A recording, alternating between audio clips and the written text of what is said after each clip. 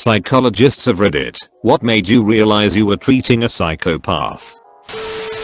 Everybody always thinks of psychopaths as some clever devious, Silence of the Lambs types, but what about the ones that are thick as two short planks? Plenty of them getting locked up in prisons every day. It's less oh no my primal fear receptors and more oh no I have to listen to Barry the boring C*** T wax lyrical about himself for another hour. Clinical psychologist here. At first I didn't know. If anything, given the context he was more put together than most of my patients. The subject of his criminal past came up. I only knew he had served prison time some years before, not what he was in for. I had met with him a month or two when this came up. Turns out it was 2 separate sentences served. Both were for rape. In both cases he was the thing we are afraid of, a guy lurking in a dark alley jumping a drunk girl. He told me about these things, as if he was talking about the weather. When it dawned on me that he expressed no remorse or guilt whatsoever, I got the same cold, gut-wrenching kind of primal fear you feel when you're out for a walk and almost step on snake. When I was a student we had an interview with a lady that killed her baby child with a handgun because it cried so much that she couldn't take it. At first we weren't told that she was a psychopath and we were just told to listen to her side of the story. She was reading us from her journal that she made while she was in the institution. Not once did she mention that she was sad that her baby died or how what she did was bad.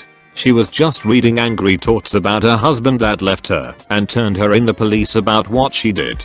She was justifying the killing because the baby was so unbearable, and once she mentioned that she was angry and mad that her husband did not believe her, that she didn't have any other choice but to kill the baby. She was very smart and well spoken, and the whole time she was speaking she was trying to make us feel sorry for her for being locked up. We later learned that sometimes she was lying about not killing her baby and other times just brag about it, depending on who she was speaking with. Very normal looking person and very good speaker. Edit. Wow, was not expecting this much upvotes. So to answer some of your questions, I'm not from the US and I don't think her name will matter to any of you. She was not schizophrenic, nor had postpartum psychosis. If she did, she would have felt any kind of remorse about what she did, which she did not. When I said normal person I meant it in a way that, if I was talking to her in any other situation but this, in a mental institution, I would have no idea that she is a psychopath. She killed her baby only for one simple reason. At the moment it just wouldn't stop crying. She didn't try to hide it or anything. At first she lied to her husband that it was by accident, but then she admitted when telling that he kept thinking about how killing people would be more fun than lame animals, stray cats and dogs and everything else he could catch. Only 11 years old. The PCLSV that, and when he was describing how he murdered Tick, he had no effect, didn't name them, justified his actions as not serious etc. Took a few sessions to acknowledge the murder of the second child. He was in denial, assuming I wouldn't like him if I knew he killed the other one too.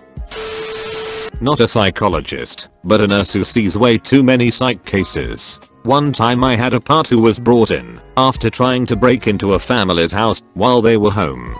He was on my telemetry unit because his electrolytes were out of whack, and he was acting like he didn't remember trying to bust into an entire family's house with them home. He was getting antsy, but the hospital I worked at had a stupid fall risk policy that kept patients in bed, even if they were young/healthy/capable of being responsible for their fall. Mental health patients like to pace, especially when they start to feel like they are using it. So, anyway I'm trying to keep dude in bed, because if his feet touch the floor a loud alarm would go off, pushing his crazy ass closer to the edge. So I'm in there trying to talk to him and de-escalate. We're talking and he tells me he is a bad person, that his cat was mutilated, and his sister asked what happened to it, and he told her the dog did it.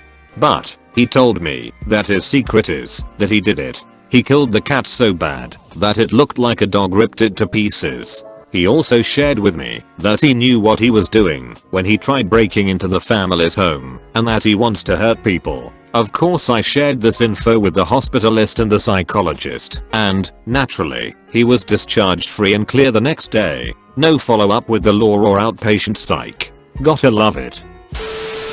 Psychopaths be in here tacking notes on how to not get caught. I'm onto you, Opus. Manipulate the psychologists into telling you how to avoid being caught out. The eyes when they believe they're supposed to put on an emotion.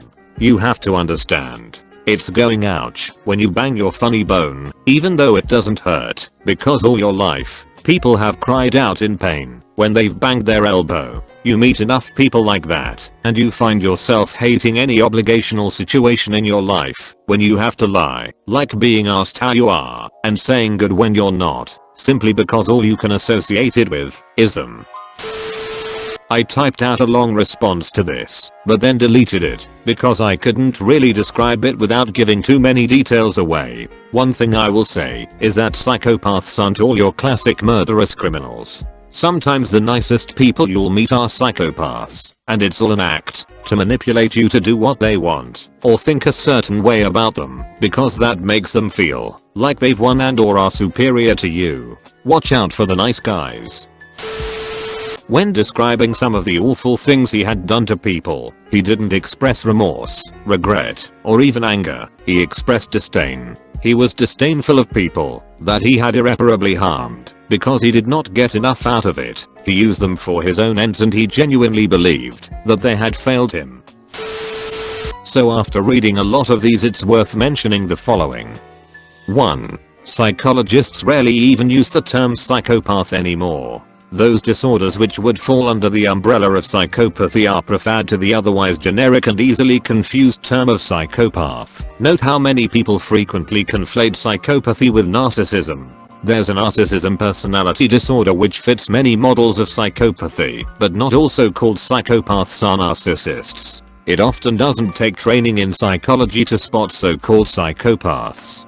Formal training is needed to diagnose and treat it, but our brains are highly tuned to pick up on small things that our higher consciousness is often otherwise unaware of. This isn't to say that we should purely trust our gut. We're more often wrong than we'd like to admit, but how we feel about first impressions is often very important. Far more people exhibit features of various psychopathic personality disorders than most realize. The vast majority of these people, however, live fairly ordinary productive lives and don't exhibit violent tendencies. It has even been argued that psychopaths are an important evolutionary element, giving us people who can detach themselves from the human experience in order to provide valuable insights or behaviors the rest of us couldn't fathom. Most of us will go through periods in our lives in which we often exhibit many symptoms of a personality disorder.